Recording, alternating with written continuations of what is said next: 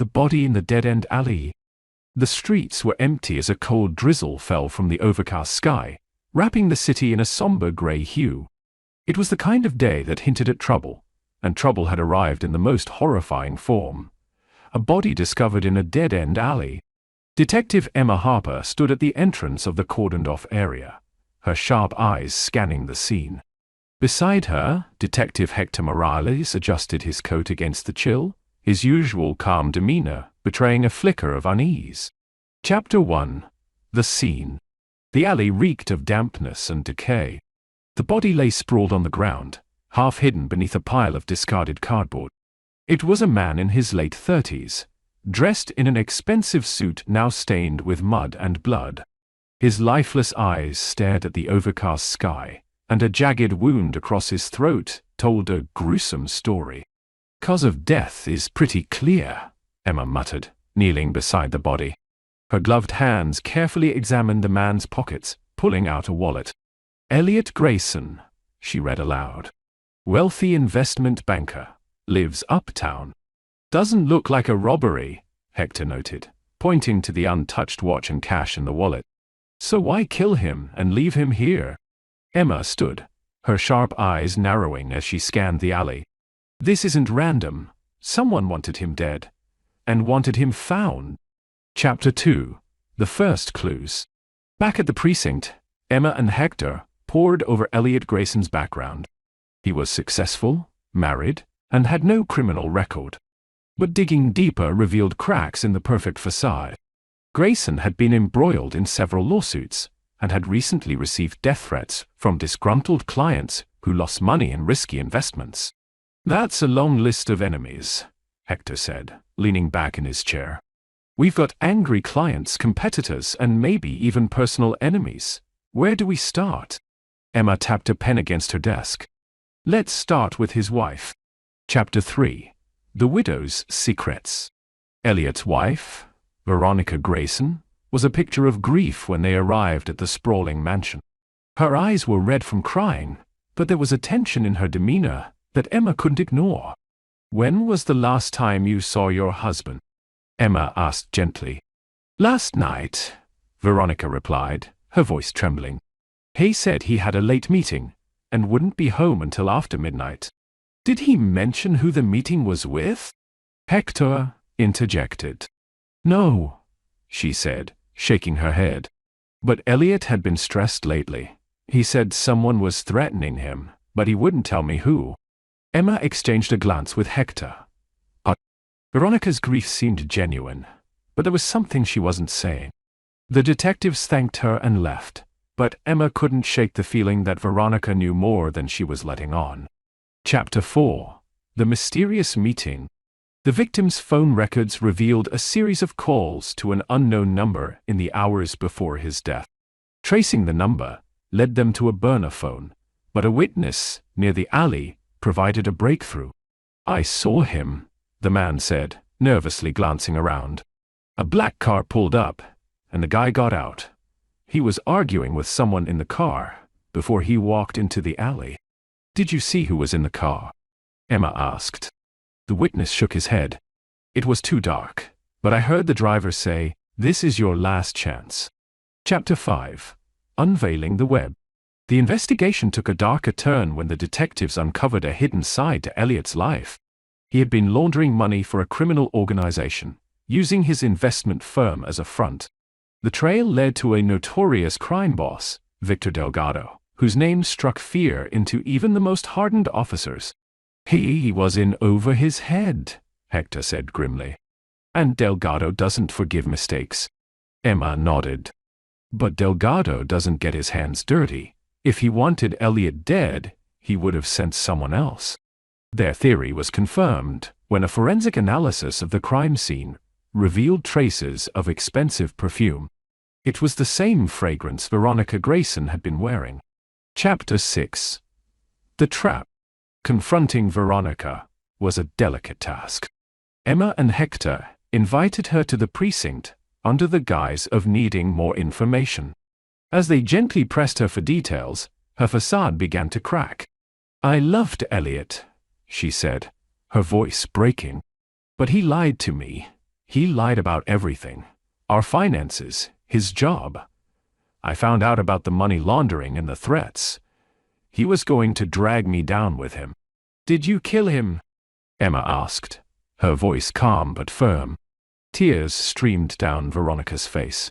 No, I wanted to, but I couldn't. I hired someone to scare him, to make him stop. I didn't mean for him to die. Chapter 7. The Hitman. The man Veronica hired was a small-time thug named Marco Vega, who had ties to Delgado's organization. Tracking him down wasn't easy, but the detectives finally cornered him in a seedy motel on the outskirts of town. Marco confessed under pressure, revealing that he had been hired to intimidate Elliot. But when Elliot fought back, things escalated. I panicked, Marco admitted. I didn't mean to kill him, but Delgado would have killed me if I let Elliot go. Chapter 8. The Final Confrontation. With Marco in custody, the case seemed closed, but Emma wasn't convinced. Something about Delgado's involvement didn't add up. Why would he risk exposing his operation over one man? The answer came in the form of a confidential informant, who revealed that Elliot had been planning to turn state's witness. He had gathered evidence against Delgado, and was preparing to hand it over to the authorities. Delgado's men had intercepted the information, but the damage was done. Elliot's death was a message, not just to silence him, but to warn anyone else thinking of betraying Delgado. Chapter 9. Justice. Emma and Hector presented their findings to the district attorney, who authorized a full-scale operation against Delgado's organization. Over the next several weeks, the police dismantled the criminal network, piece by piece. Veronica Grayson was charged with conspiracy to commit murder, while Marco Vega faced a life sentence. As for Delgado, he disappeared, leaving behind only whispers of his name. Epilogue. The city slowly returned to normal, but the events of the case lingered in Emma's mind. Standing at the alley where it all began, she reflected on the choices that led to Elliot's death. He wasn't innocent, Hector said, joining her. But no one deserves to die like that. Emma nodded. No, they don't. But sometimes justice isn't about innocence. It's about accountability. As they walked away, the rain began to fall again, washing away the remnants of the past, but leaving its lessons etched in their hearts.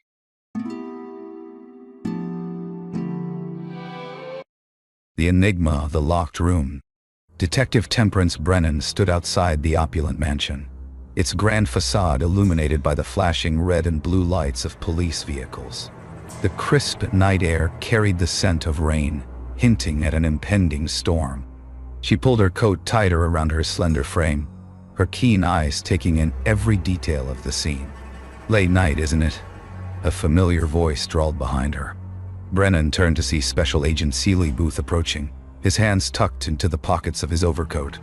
His casual demeanor belied the seriousness etched on his face. Crime doesn't adhere to a schedule, Brennan replied, a hint of a smile tugging at the corners of her mouth. Booth chuckled softly. Touché. So, what's the situation? Brennan gestured toward the mansion. Victor Whitfield, billionaire philanthropist, found dead in his study. Door locked from the inside, windows sealed. No apparent signs of forced entry or exit. Booth raised an eyebrow. A classic locked room mystery. Intriguing. As they approached the grand entrance, a uniformed officer nodded them through.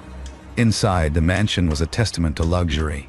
Marble floors, crystal chandeliers, and walls adorned with priceless artwork. Yet, the opulence did little to mask the pall of death that hung in the air. They were met by Captain Harris, a grizzled veteran with a stern expression. Glad you're here. This one's a head-scratcher. Walk us through it, Booth said. Harris led them to the study on the second floor. Whitfield's body was discovered by his butler, Jameson, around 10 p.m. The door was locked from the inside. He called out, got no response, so he had to break the door down. They entered the study, a spacious room lined with bookshelves filled with leather-bound volumes. A large mahogany desk sat near the window, papers neatly arranged. Behind the desk lay Victor Whitfield, his lifeless eyes staring at the ornate ceiling. Brennan knelt beside the body, carefully examining without touching. No visible wounds, no blood. He could have suffered a heart attack. Booth scanned the room. Any signs of a struggle?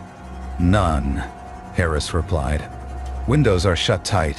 No secret passages that we found. It's like he just, died. Brennan stood up. We'll need a full autopsy to determine the cause of death. In the meantime, we should interview everyone in the house. Already gathered them in the drawing room, Harris said. As they made their way downstairs, Booth glanced at Brennan. Got a hunch? She nodded thoughtfully. Locked room mysteries often rely on misdirection. There's more here than meets the eye. In the drawing room, a tense group awaited them.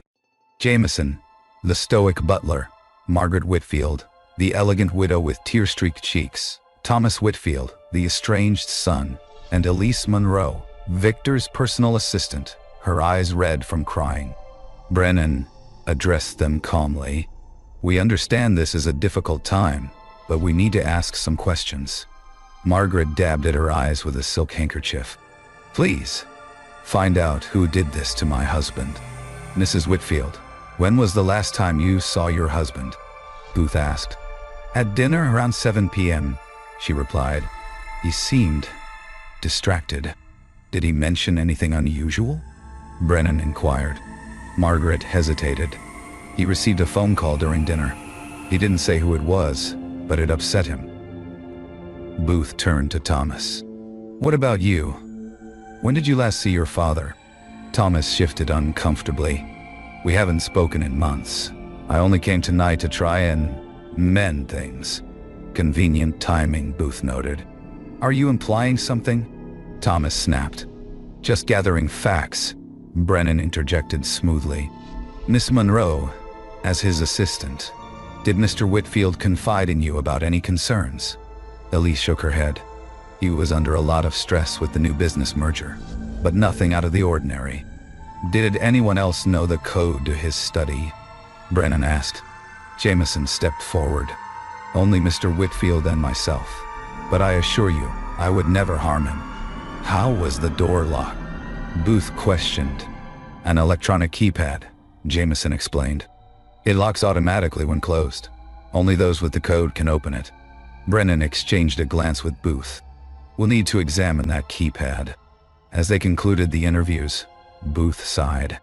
Everyone has a potential motive. Money, resentment, secrets. Indeed, Brennan agreed. But how did the killer manage to get in and out without leaving a trace? They returned to the study, this time examining every inch meticulously. Brennan inspected the keypad. No signs of tampering. Booth looked out the window. Second floor, no ledges, too high to climb. Brennan's gaze fell upon a vent near the ceiling.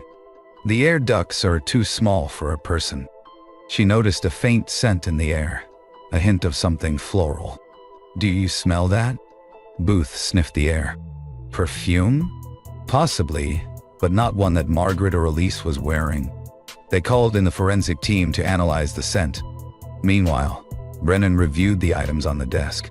Among the papers was a letter, partially hidden under a ledger. She read it aloud. Dear Victor, meet me tonight or I'll reveal everything. No signature. Booth frowned. Blackmail? Perhaps, Brennan mused. But by whom? Just then, a forensic technician approached. Detectives, we found traces of a rare neurotoxin in the air. Tetrotoxin. Brennan's eyes widened. Extracted from pufferfish. Odorless, but if mixed with certain chemicals, it could emit a faint scent. Booth looked around. So the killer released the toxin into the room? That would explain the lack of physical wounds, Brennan said. But how was it administered? They searched the room again. Brennan examined the air vent more closely. Inside, she found a small device, a timed aerosol dispenser. Here's our delivery method, she declared. Booth nodded. But it would have to be set up in advance. Someone with access to the study, Brennan concluded. They reconvened with the suspects.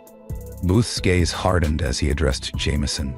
Care to explain how a lethal device ended up in the air vent of your employer's study? Jameson appeared genuinely shocked. I have no idea, sir. Brennan studied his reaction. You said only you and Mr. Whitfield knew the code to the study. That's correct, he affirmed. Yet someone else had to have accessed it, Booth pressed. Elise stepped forward hesitantly. Wait, there's another way. All eyes turned to her. Go on, Brennan encouraged. Mr. Whitfield kept a master keycard that overrides the keypad, she explained. He gave it to me once when I needed to retrieve some documents. Where is this keycard now? Booth asked. Elise looked down. I returned it to him, but I suppose someone could have taken it. Thomas scoffed. Convenient that you forgot to mention this earlier. Elise glared at him. I didn't think it was relevant. Brennan observed the exchange. Mr. Whitfield, where were you this evening? Thomas crossed his arms. In my room, waiting to speak with my father. Ask the staff, they'll confirm. Booth leaned toward him. You had a falling out with your father over the family business, didn't you? Thomas clenched his jaw. He cut me off, said I was irresponsible.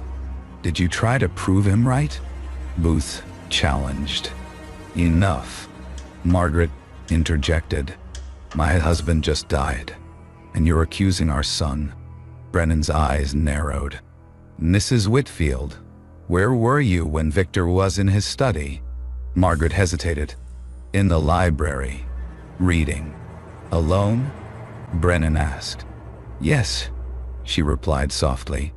Booth considered her carefully. You mentioned Victor seemed distracted at dinner after a phone call. Do you know who it was from? She shook her head. No, he didn't say. Brennan glanced at Booth. We need to check his phone records. They obtained the call logs, discovering the last call came from a disposable cell phone. Tracing it was a dead end. Frustrated but undeterred, Brennan and Booth regrouped.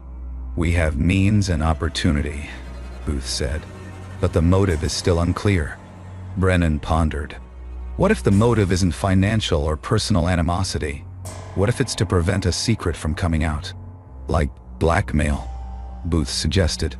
Precisely, Brennan agreed. And the letter hints at that. Just then, a junior officer approached them. Detectives, we found this in Mrs. Whitfield's room. He handed over a small vial labeled tetrodotoxin. Booth's eyes widened. Well, that's damning. They confronted Margaret privately. Care to explain why you have a vial of a deadly neurotoxin? Booth asked sternly. Margaret's face paled. It's not what it looks like. Then what is it? Brennan pressed gently. Tears welled in her eyes. Victor was terminally ill. He didn't want anyone to know. He asked me to help him. End things when the time came. Brennan exchanged a glance with Booth. Assisted suicide? She nodded. But I couldn't go through with it. I hid the vial to prevent him from using it. Booth considered her words. Why was he being blackmailed? Margaret looked away. He had an affair years ago. The woman recently resurfaced, threatening to expose him. Who was she? Brennan asked. Margaret took a shaky breath. Elise's mother. Brennan's eyes widened. Elise is his daughter? Yes, Margaret confirmed. He hired her to keep her close, but never acknowledged her. They called Elise back for questioning. Booth didn't mince words. We know Victor was your father. Elise's eyes filled with anger. He ruined my mother's life. Then he had the audacity to offer me a job out of charity. Is that why you killed him? Booth pressed. She glared at him. I didn't kill him. Your fingerprints are on the key card, Brennan said softly. Elise's facade crumbled. Fine, I went into his study earlier to confront him. I wanted him to admit the truth, to make things right, but he refused. What happened then? Booth asked. I left, she insisted. He was alive when I did. Brennan studied her. Did you place the device in the vent? Elise shook her head vehemently. No, I didn't even know about any device. Booth sighed. This is getting us nowhere. Brennan suddenly had a thought. What if someone wanted to frame Elise? Thomas, Booth realized. They found Thomas attempting to leave the mansion. Going somewhere. Booth called out. Thomas turned, a suitcase in hand. I have nothing to stay for. Except answering for your crimes, Booth said sharply. Thomas sneered. You have no proof. Brennan stepped forward. You knew about Elise, didn't you? You were afraid she would inherit part of the estate. He laughed bitterly. That illegitimate brat. She had no claim. So you decided to remove both your father and set up Elise, Brennan continued. He shrugged. Prove it. Your fingerprints are on the aerosol device, she stated confidently. Thomas faltered. That's impossible. Booth smirked. Gotcha. Realizing his mistake, Thomas bolted for the door, but officers intercepted him. As they cuffed him, he shouted, I deserved everything. He took it all away from me. With Thomas in custody, Brennan and Booth stood outside as the first drops of rain began to fall. Another case closed, Booth said. Brennan nodded. Though a tragic one. He looked at her thoughtfully. You know, you never cease to amaze me. She raised an eyebrow. How so? Your ability to see through the layers to find the truth, he replied. She smiled softly. We make a good team. That we do, he agreed. As they walked toward their cars, the storm broke, washing away the night's shadows. But the enigma of the locked room would remain a testament to their unyielding pursuit of justice.